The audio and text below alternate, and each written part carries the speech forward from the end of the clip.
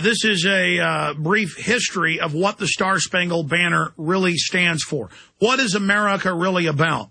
And think how far we've come from the land of liberty and bravery and strength and honor to a country where they demonize our founders and what this nation's really all been about.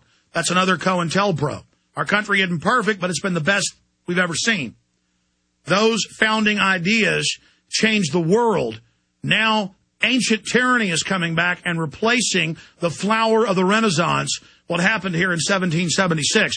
And what you're about to hear is the true story on record of what the Star Spangled Banner really stands for and what those people did for that symbol of liberty and why we cherish our flag. The flag symbolizes the Bill of Rights, the Constitution, the Declaration of Independence.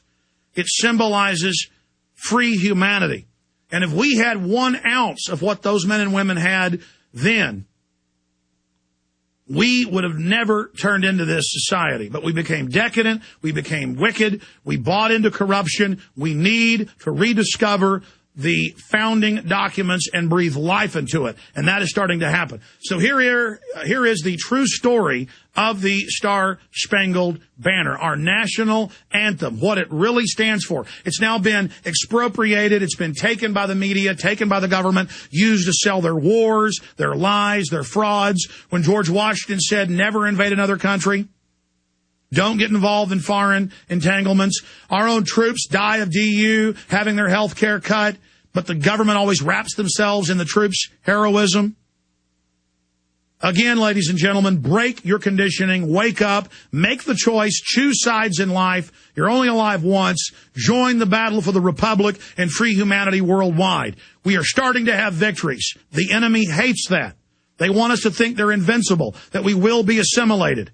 Here it is, the true story of the Star Spangled Banner. The Star Spangled Banner.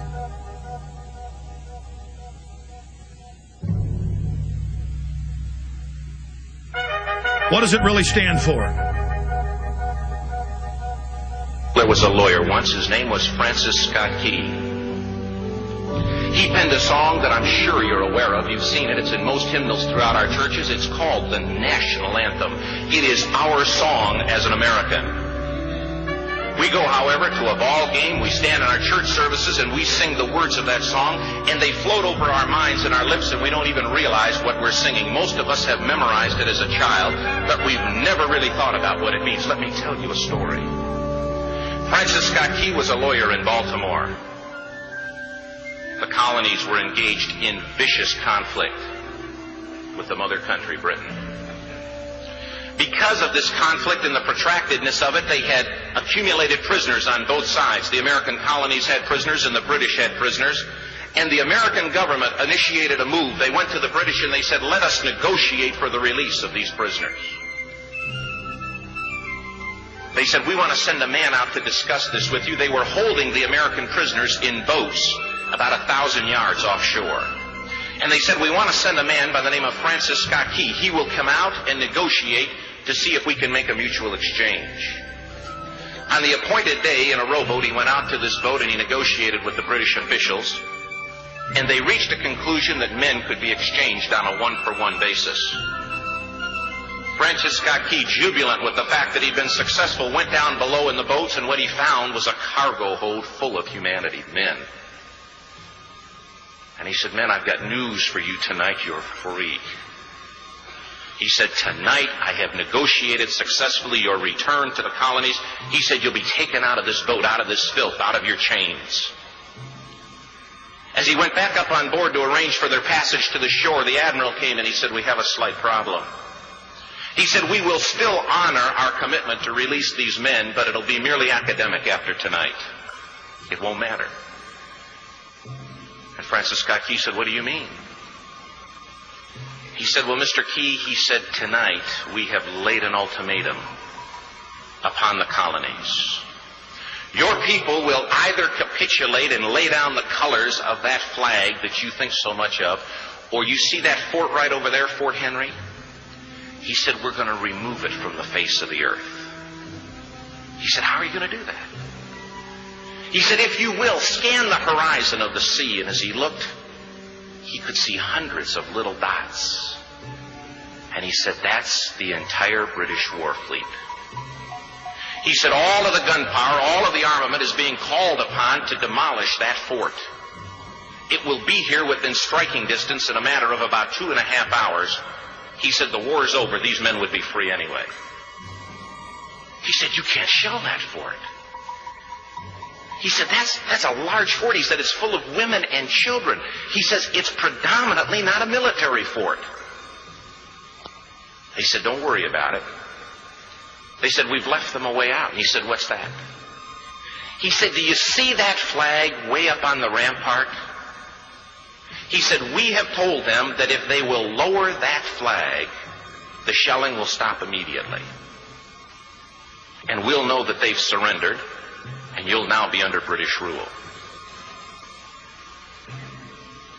Francis Scott Key went down below and told the men what was about to happen. And they said, how many ships? He said, hundreds. The ships got closer. Francis Scott Key went back up on top and he said, men, I'll shout down to you what's going on as we watch. As twilight began to fall, and as the haze hung over the ocean as it does at sunset, suddenly the British war fleet unleashed. He says the sound was deafening. There were so many guns that there were no reliefs. He said it was absolutely impossible to talk or hear. He said suddenly the sky, although dark, was suddenly lit. And he says from down below, all he could hear the men, the prisoners, saying was, tell us where the flag is. What have they done with the flag? Is the flag still flying over the rampart? Tell us. 1 hour, 2 hours, 3 hours into the shelling, every time the bomb would explode and it would be close to the flag, they could see the flag in the illuminated red glare of that bomb, and Francis Scott Key would report down to the men below, it's still up. It's not down. The admiral came and he said, your people are insane. He said, what's the matter with them? He said, don't they understand this is an impossible situation? Francis Scott Key said he remembered what George Washington had said. He said the thing that sets the American Christian apart from all other people in the world is he will die on his feet before he'll live on his knees. The admiral said, we have now instructed all of the guns to focus on the rampart to take that flag down. He said, we don't understand something. Our reconnaissance tells us that that flag has been hit directly again and again and again, and yet it's still flying. We don't understand that. But he said, now we're about to bring every gun for the next 3 hours to bear on that point. Francis Scott Key said the barrage was unmerciful. All that he could hear was the men down below praying. The prayer, God, keep that flag flying where we last saw it. Sunrise came. He said there was a heavy mist hanging over the land, but the rampart was tall enough. There stood the flag, completely nondescript, in shreds. The flagpole itself was at a crazy angle, but the flag was still at the top. Francis Scott Key went aboard and immediately went into Fort Henry to see what had happened.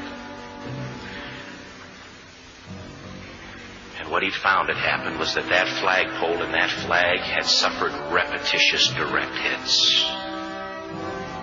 And when it had fallen, but men, fathers, who knew what it meant for that flag to be on the ground, although knowing that all of the British guns were trained on it, walked over and held it up humanly until they died. Their bodies were removed and others took their place. Francis Scott Key said what held that flagpole in place at that unusual angle were patriots' bodies. He penned the song, "Oh, say can you see by the dawn's early light what so proudly we hailed at the twilight's last gleaming? Or the rocket's red glare, the bombs bursting in air, gave proof through the night that the flag was still there. Oh, say, does that Star Spangled Banner yet fly and wave o'er the land of the free and the home of the brave? The debt was demanded, the price it was paid.